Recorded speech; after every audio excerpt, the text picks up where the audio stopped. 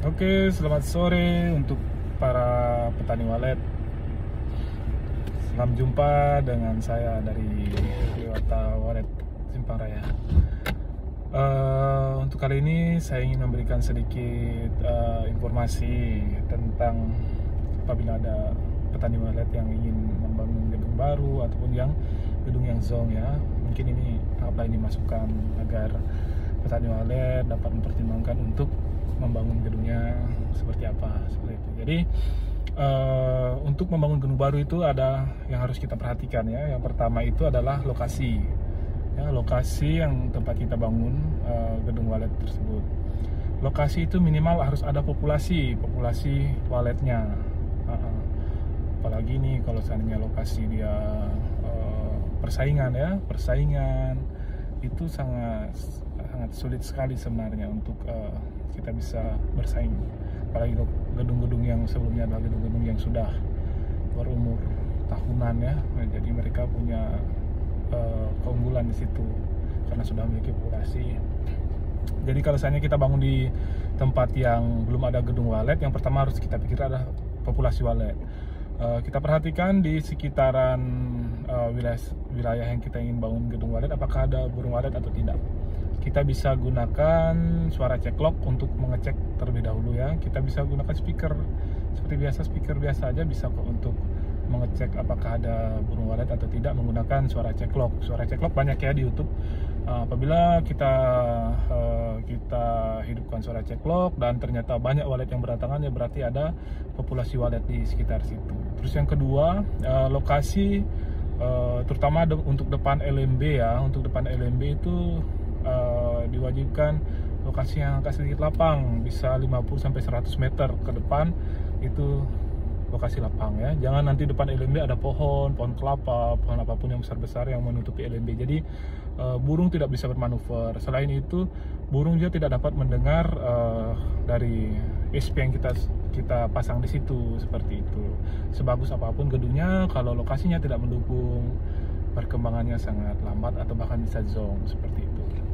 Terus yang kedua, bila membangun gedung mau besar ataupun kecil, usahakanlah semaksimal mungkin. Usahakan suhu ya. Yang kedua itu adalah suhu. Jadi gedungnya diusahakan bangun semaksimal mungkin agar suhunya dapat, seperti itu. Jangan cuma bangun gedung hanya dinding batako atau bata merah ataupun bata ringan dan di dalam suhunya tidak stabil ya. Jadi untuk mendapatkan suhu stabil itu, kalau menggunakan dinding batako kita harus wajib plester bagian luar dan dalam ya. Dia minimal luar lah, kalau tidak bisa plester dalam, plester luar dan diaplus tebal dan dicat putih. Dan itu diharapkan mendapatkan suhu yang diinginkan sesuai dengan mikro habitat walet ya. Suhunya itu kisaran 27 sampai 29 derajat yang disukai oleh burung walet. Kalau suhu sudah di atas 30 derajat, itu burung walet cenderung tidak mau menginap di situ. Kalaupun ada mungkin 1-2, itu walet yang sudah tidak ada tempat lain selain di situ ya, seperti itu. Terus setelah suhu itu kita perlu kelembapan. Karena kenapa kelembapan itu penting? Karena itu akan membantu walet mempercepat membuat sarang, dan kualitas sarang walet juga baik. Kelembapan itu kita bisa manipulasi ya. Jadi intinya adalah suhu dulu. Nanti kalau kelembapan kita bisa tutup sebagian ventilasi, kita tambah bak air di dalam, itu sudah bisa nanti untuk meningkatkan kelembapan. Kalau seandainya kelembapannya kurang bagaimana? Oke, kalau kelembapannya kurang baik, kita bisa menutup ventilasi dan tambah baskom berisi air agar kelembapannya bisa meningkat. Terus kalau seandainya kelembapannya berlebih bagaimana? Kita bisa tambah ventilasi. Jadi banyak cara lah untuk mengatur kelembapan agar dapat. Kelembapan yang baik itu 80-90% ya.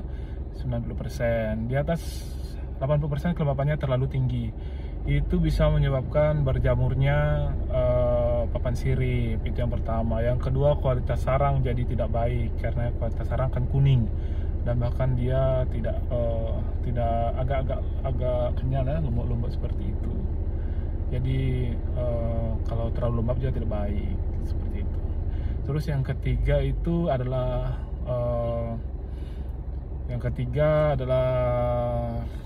tata ruang. Tata ruang itu sangat membantu untuk kita mengisi agar pencahayaannya baik seperti itu. Jadi tata ruang untuk pencahayaannya sesuai lah ya. Kalau tata ruang nggak perlu yang terlalu ribet, banyak sekat-sekat ya. Intinya tata ruang itu bisa mengatur pencahayaan. Jadi yang ketiga itu adalah pencahayaan dalam gedung itu harus bagus. Karena kenapa? Karena anakan walet itu tidak berani dengan gedung yang terlalu gelap ya. Kita usahakanlah pencahayaan dari ventilasi itu diukur ya. Panjang pipa, maksimal pipa di dalam itu 50 cm maksimal ya. Saran saya sih di 35 cm sampai 40 cm karena agar pencahayaannya tetap ada cahaya di dalam biarpun minimal.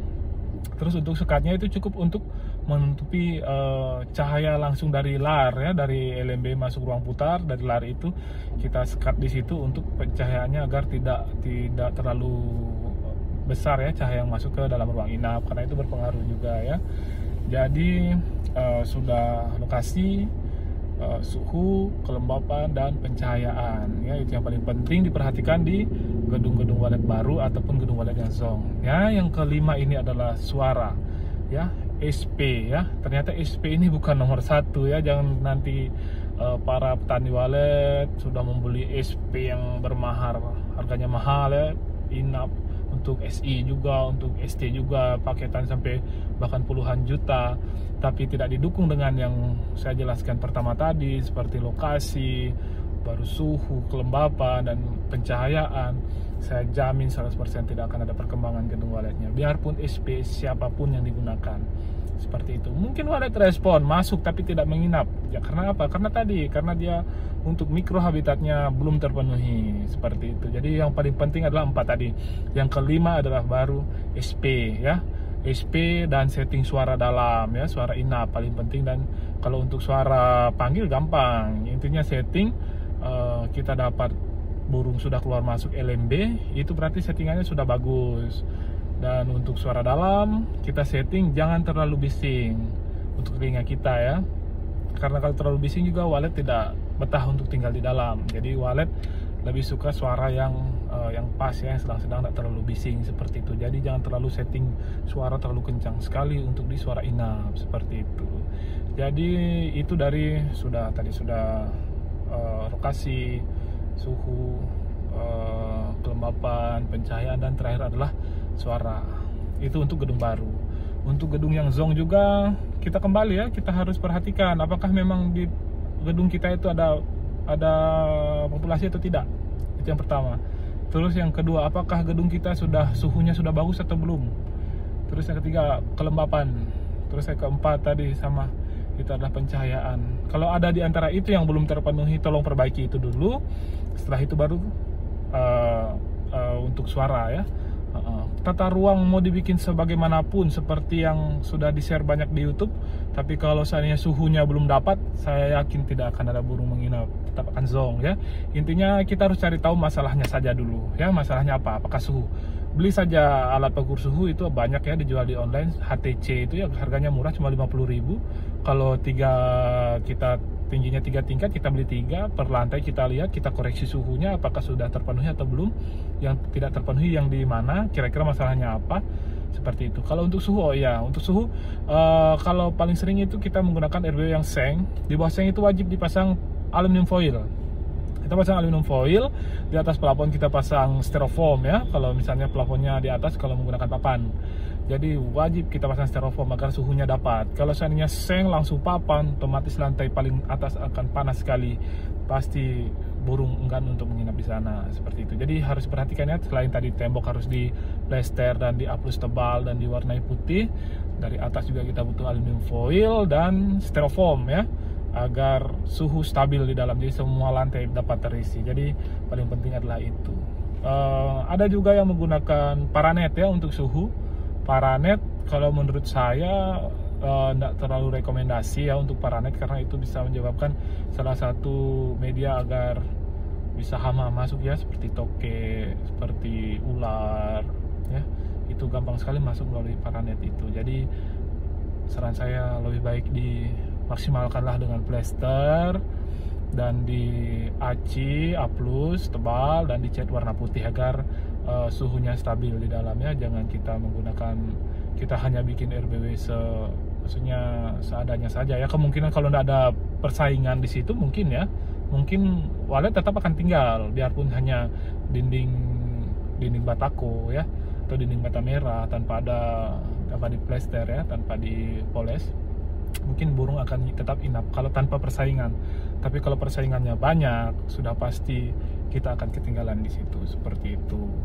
Jadi untuk RBW Zong ataupun RBW baru, yang pertama diperhatikan adalah keempat hal tadi. Yang kelima baru suara ya, jangan langsung gonta-ganti suara. Nanti harus diperhatikan itu dulu. Semoga berhasil semua petani walet yang baru membangun gedungnya. Jangan lupa klik like dan subscribe. Terima kasih. Selamat sore Dewata Walet Sepak Raya.